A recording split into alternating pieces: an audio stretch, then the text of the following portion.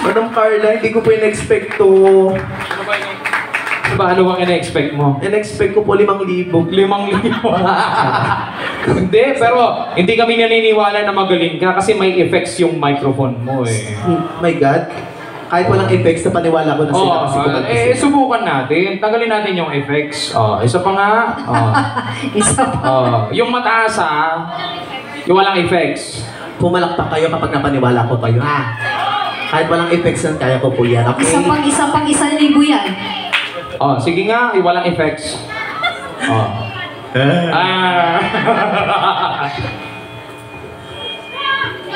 Gusto ko nang bumaba.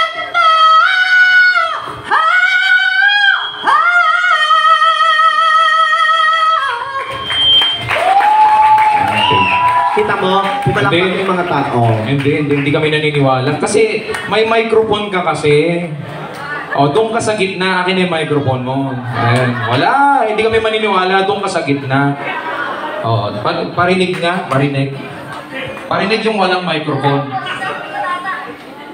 Tahimik.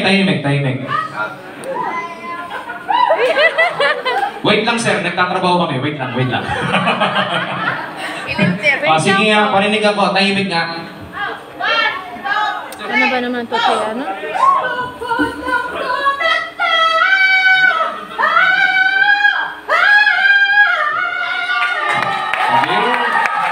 Malapit pa rin kasi sa microphone eh. Try mo nga doon kay engineer, doon.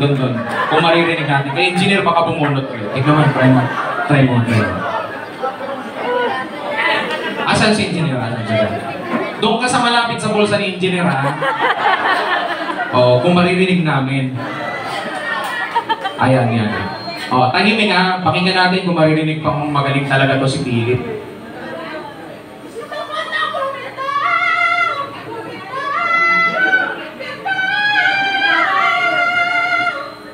Wala, hindi mo na palabas yung pera ni engineer eh. Lumabas ba yung pera ni engineer? Wala? Isa pa, baka lumabas na talaga. Isa pa nga. Bubunot na. Lapit na. Kapatay mo kay Sandra.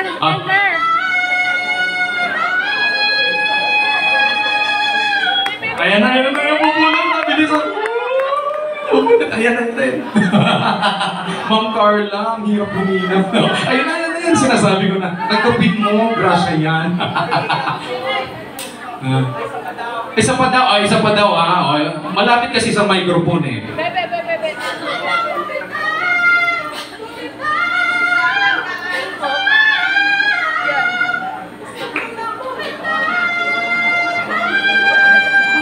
₱5,000 kaya yan? 5,000? Ma'am Carla, magkano yun? Engineer, maraming salamat.